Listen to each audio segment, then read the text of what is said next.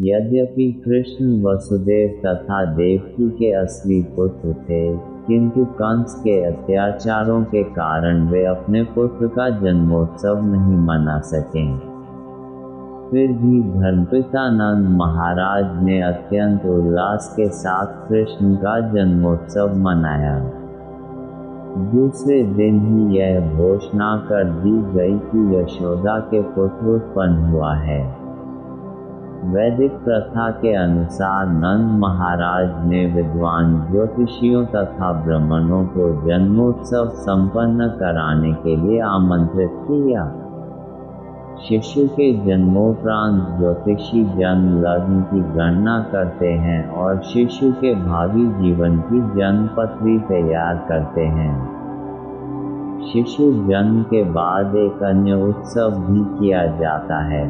उसमें परिवार के लोग स्नान करके शुद्ध होते हैं और आभूषणों तथा सुंदर वस्त्रों से अपने आप को सजाते हैं और तब वे सब शिशु तथा ज्योतिषी के समक्ष शिशु का भविष्य सुनने के लिए उपस्थित होते हैं। अतः नंद महाराज तथा उनके परिवार के अन्य लोग वस्त्राभूषित होकर जन्म स्थान के समक्ष आकर बैठ गए। इस अवसर पर समवेत सारे ब्राह्मणों ने अनुष्ठानों के अनुसार शुभ मंत्रोच्चार किया और ज्योतिषियों ने जन्मोत्सव संपन्न कराया। इस अवसर पर सारे देवताओं तथा पितरों की भी पूजा की जाती है। नंद महाराज ने ब्राह्मणों को 2 लाख अलंकृत गायें दान में दी। गायों के साथ साथ उन्होंने स्वर्णालंकृत वस्त्रों तथा विविध आभूषणों से सुशोभित अन्न के ढेर भी दान किए। इस संसार में धन धान्य की प्राप्ति कई प्रकार से होती है, किंतु कभी कभी यह प्राप्ति ईमानदारी तथा पवित्र साधनों से नहीं होती, क्योंकि संपत्ति संचय की यही प्रकृति है। अतः वैदिक आदेशों के अनुसार इस तरह अर्जित संपत्ति की शुद्धि ब्राह्मणों को गायों तथा सोने का दान देकर की जाती है।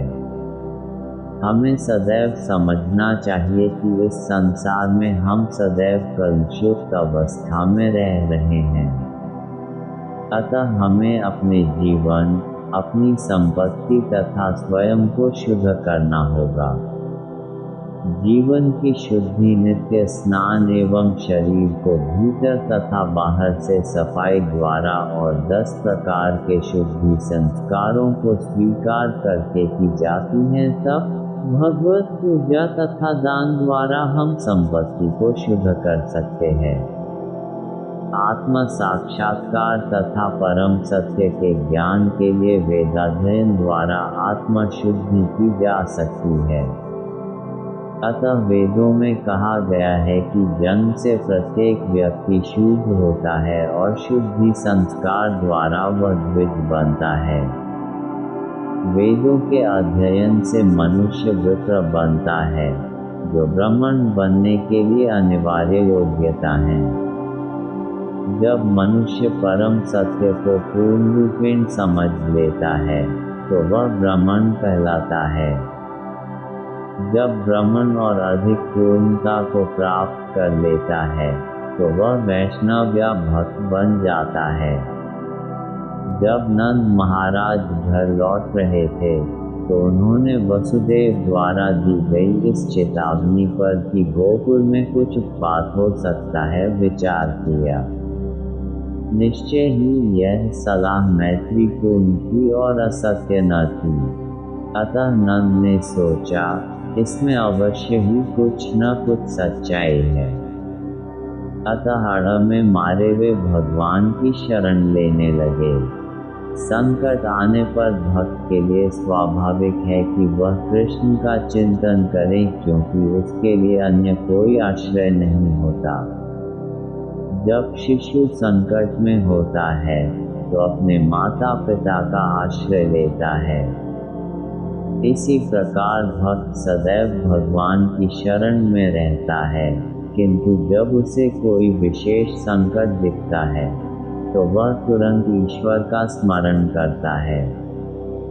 अपने मंत्रियों से मंत्रणा करने के बाद कंस ने पूतना नामक डाइन को, जो छोटे छोटे बच्चों को अत्यंत विशंसतापूर्वक मारने का इंद्रजाल जानती थी, आदेश दिया कि वह शहरों, ग्रामों तथा चरागाहों में जाकर सारे बच्चों का वध कर दे। ऐसी डाइनें अपना इंद्रजाल वहीं फैला सकती है जहां कृष्ण के पवित्र नाम का कीर्तन या श्रवण न होता हो। कहा जाता है कि जहां कहीं कृष्ण के पवित्र नाम का कीर्तन होता है, चाहे वह उपेक्षा से ही क्यों न हो, वहां सारे बुरे तत्व, डाइनें, भूत प्रेत तथा संकट तुरंत भाग जाते हैं।